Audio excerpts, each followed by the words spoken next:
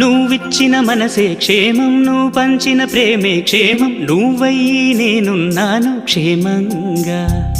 మనమాడిన ఆటలు సౌఖ్యం, మనసాడిన మాటలు సౌఖ్యం, మనవయ్యే కలలున్నాయి సౌఖ్యంగా.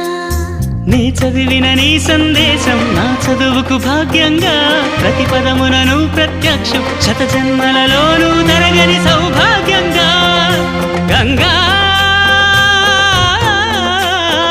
నిజంగా నువ్వే నాలో సగభాగంగా. నీ ఉరుకులే రాగంగా